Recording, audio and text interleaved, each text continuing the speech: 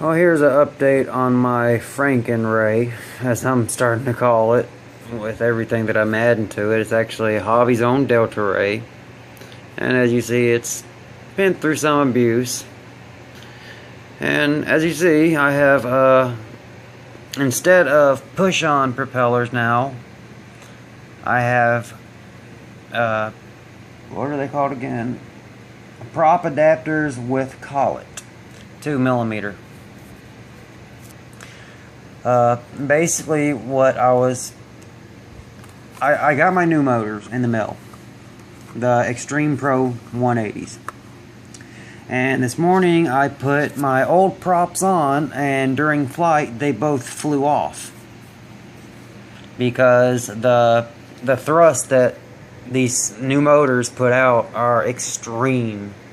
The motors in there are actually the old motors. These are the kind of motors that you cannot replace the brushes because as you can see down at the bottom, there's a cage over the brushes. So when these are done, you toss them. But this is the packaging that the Pro 180s came in, and they're already in there. They're not hard to do. You see there's 2 screws. There's one there and then one over here. That holds the motor in place. And then you have to take off the fairing housing, which is that bolt right there, and then those two, not bolt, those 2 screws, and that screw, and then the top will lift off. I like to do it from the top and not the bottom. And as you can see down in there, those are the Xtreme 180s. And you can see that the brushes are actually exposed. They can be replaced with, right now it has the stock carbon brushes on them, but you can buy silver brushes for it that has 30% less life but 30% more torque. Another thing you have to do is, you see those 2 little yellow things that sort of look like tonsils, I guess. Those are the little capacitors that when you first get it, they're actually laying down flush on the motor itself, so you have to bend them up and out of the way so it'll fit where that little gap is, because if you don't do that, it won't slide into place. And from the side you can see the heat sink, and you can see into the motor. And the reason that I had to go with these prop adapter with collets, basically with these is you first you have to drill out the propeller to fit on the threaded part, and then you thread this on, and as it threads on, it tightens down on the shaft. When I took it out for a flight earlier this morning, the first flight with a regular push-on propellers, both propellers flew off and I could not find them. That's another thing that I did. I painted them orange so I can find the damn things if they do fall off. But I've already tugged on these things good. I've put it up to 100% power and they don't move. I mean, I can even show. You cannot get these off out. They do not come off. $3.99 E-flite. I simply just painted the props a bright orange along with the nose cone, because if the prop comes off, most likely, well, the nose cone is going to come off and then the prop is going to come off. And I got to figure out some way to keep the actual collet itself and this little piece back here, which actually pushes down on the collet, because when you tighten this down, the propeller pushes up against this, and it sort of works, no, it works exactly like a drill does. When you see a drill tighten down on a drill bit, that's the same way it works, except it's tightening down on the motor shaft. So these are not coming off.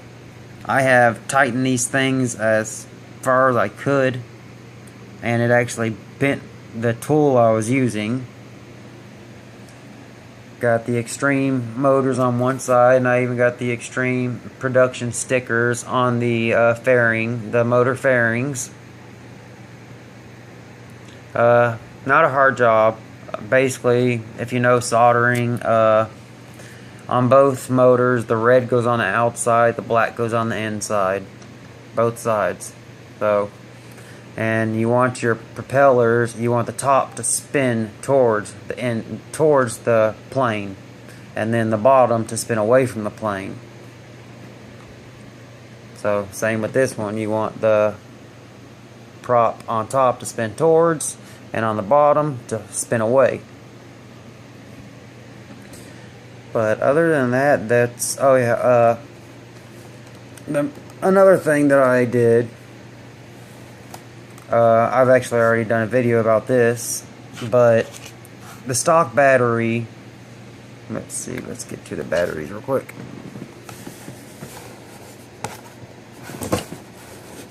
The stock battery is a 1300 milliamp hour, 7.4 volt, 26 maximum discharge. 26C maximum discharge. Okay. Full throttle, 5, maybe 10 minutes. I had a Turnigy 2200, 25 to 35 discharge.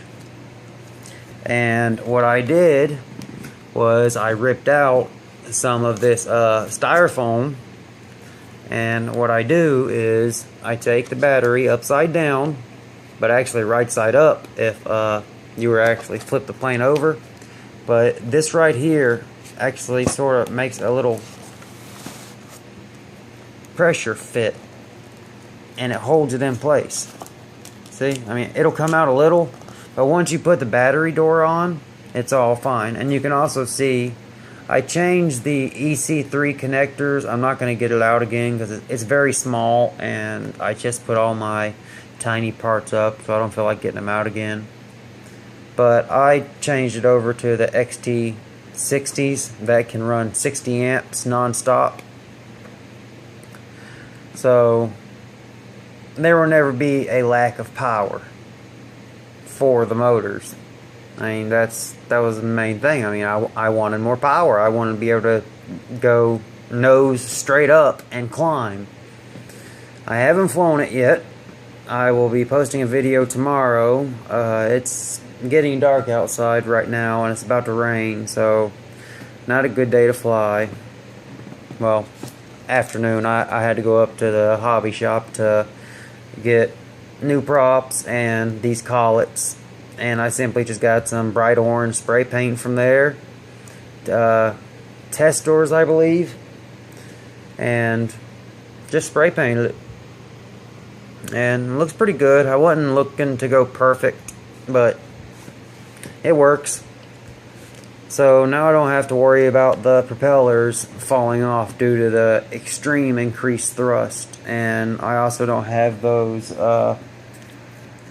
cheap little styrofoam nose on the front of the propeller. I mean, that thing's a damn joke. But with these aluminum collets, it really makes it a lot quieter, balanced a lot better, very quiet. That's the one thing. And as you can see, it has been in a tree because I was taking a flight and I was coming in for a landing, and I underestimated my speed. So I was circling around to go for another landing, and I missed all the tall trees, and then all of a sudden there was a gust of wind, and it blew me straight into a tree. And it was in a tree. The tree together was about triple my height, and I'm 5'11", but it was stuck at about 2 times my height, so I had to get a stick and poke at it and get it out so you can see. And I've also crashed it. I forgot about the oh shit button, but just some simple hot glue or epoxy Make sure you get model grade epoxy. But you can see I'm lifting it from the nose, and it's fine. Still flies great. Tomorrow we'll see how fast it goes, because I've seen a lot of videos of people, and this thing can really move once you put the Pro 180 motors on it. And I actually have 2 more that I'd like to see if there's somehow I can mount them on here. I don't know how. I don't know yet. I'll figure something out, maybe. I don't know. Or I'll save them for something else. Or just take the brushes off and send them back. Ha! Not. I ain't gonna rip nobody off. But overall, that's my Frankenray. It still has DeltaRay on it, but I'm eventually gonna change that to Frankenray, because I have done quite a few modifications to it. Next thing is going to be some faster, more powerful metal gear servos instead of these plastic gear servos that can strip out, and then you're shit out of luck, especially if you're in the air, because you will not have any aileron or possibly elevator or rudder control. That's it. If you have any questions, put down below. Batteries, of course, I never use this except in the house to test it, so I don't drain my main battery. A lot of people say that you're not supposed to use over 10 amps. Well, this thing right here goes up to 26 amps max. This one just happens to go up to 35. Works great. And it actually, where it's mounted, where I showed you that it's mounted, it actually sort of, from this point forward, it's actually right in the center of gravity, so it makes it a lot less tail heavy than with this battery with this stupid Velcro on it. Very fine Velcro. I don't like it. That's why I always put this in and then put my battery door on. My battery door, when I crashed, it got pretty messed up too. That's it right over there. You can see that I actually had to modify the front with some pieces of black plastic and some hot glue to put them on. To mount, be able to mount it, because when I crashed, it completely broke off the plastic part that holds it in place. But overall, it's a great little plane, especially for a starter like me. It was very annoying yesterday trying to get the damn props to stay on. I tried hot glue, I tried super glue. They would not stay on. I guess people that have put them on in the past and done YouTube videos don't have the most powerful ones, which are these. These are 30% more powerful than these are the 3rd version. So they have 30% more power than the SE 180s, I believe. And I believe it, because I could not get props to stay on at all, and I even took it to my local hobby shop, and that's where he got me these prop collets to hold the props on. Instead of being a push on, it is actually a mechanical. It's still a friction based connection, but a lot stronger. Like I said, it works just like a drill bit and a drill, except this part is the drill part and the drill bit is the motor shaft armature. But one thing you got to remember when doing this, the red wire always goes on the outside. I think I may have already gone over that. They spin counterclockwise. If it's facing you, the left one goes clockwise and the right one goes counterclockwise. And I basically remembered the top always goes towards, the bottom always goes away. But until when I add new servos, I will keep everyone up to date, because I know I've had a lot of people asking about this and what I've done to it, and a lot of people wondering, can they run a bigger battery? Yes, you can. Every flight I have done except the very first flight has been with this battery, because this only lasted for 5 minutes at 100% throttle. And the field that I fly at, I have to use 100% throttle quite a bit to climb out of trees and stuff. So this gives me about 30 minutes in the air. Especially if I get up to a good altitude, I can just shut it off and then go into the complete train. I never fly in the trainer mode, but except when I'm coming in for a landing, because it sort of acts like flaps. It adds because basically in the trainer mode, the ailerons actually come up a little bit, so it gives it a little extra lift, and it makes it a lot easier to land.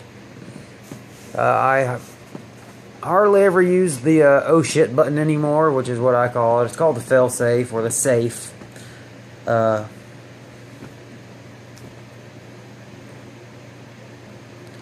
Whatever the hell, I can't remember exactly. It's called safe. I know that. It's right up on there. Safe. See? Hobby Zone, safe. Firebird, DeltaRay. And another good thing about having those metal collets is I don't have to goof around with these cheap ass things. But that's it for this video. Till next time. Peace.